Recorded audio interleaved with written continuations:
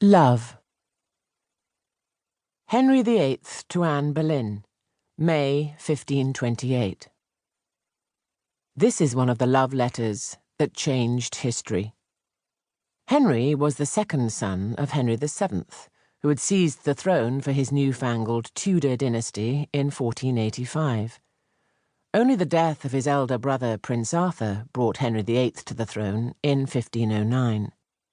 Arthur left a young widow, Catherine of Aragon, daughter of the Spanish monarchs.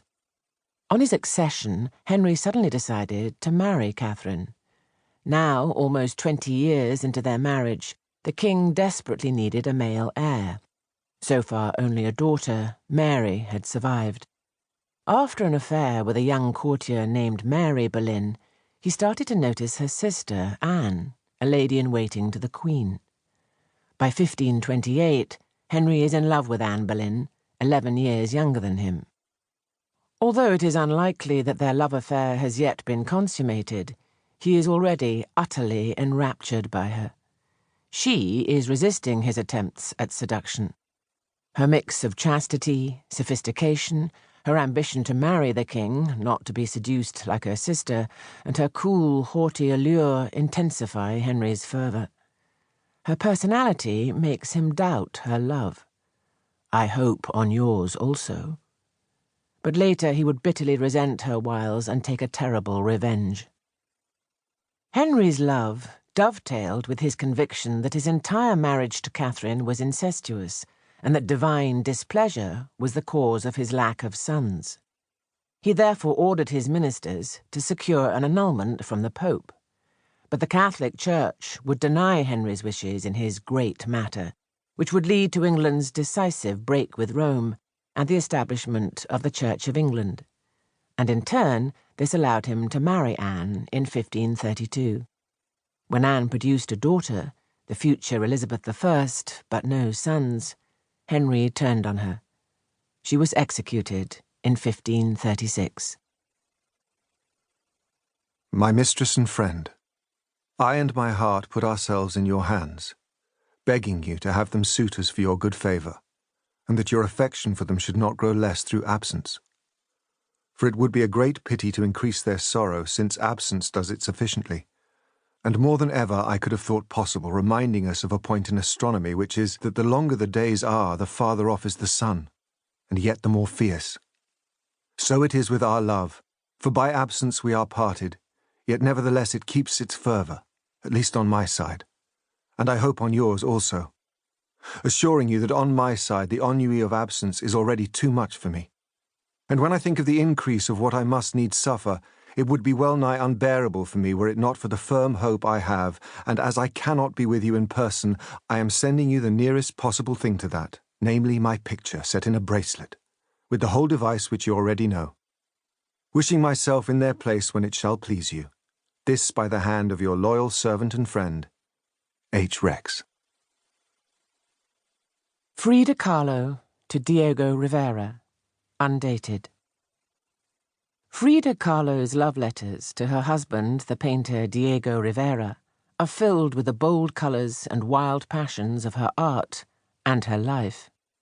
Born of a German father and a Mexican mother in 1907, she was almost crippled by polio, and was then terribly injured in a near-fatal bus accident in 1927. An iron rod had penetrated her uterus. She spent 3 months in a full body cast and endured 30 operations and a lifetime of pain. While recovering, she started to paint and encountered Diego, already famous. Both were leftists and they met through the Communist Party. Diego became her artistic mentor. Rivera had lived in Paris, travelled in Italy, and evolved his own style of murals, bold in colour, his figures almost Aztec in their simplicity, all telling the history of Mexico and its revolution. Diego and Frida became lovers. He was 42, she 20. Kahlo and Rivera married in 1929, but the marriage was tempestuous.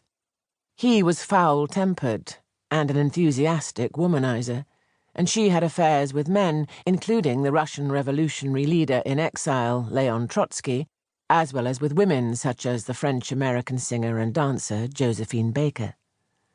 Neither her health problems nor the conservative Catholicism of much of Mexican society prevented her developing her artistic vision, her elaborate, colourful costumes showing her mixed-race heritage, her liberated love life.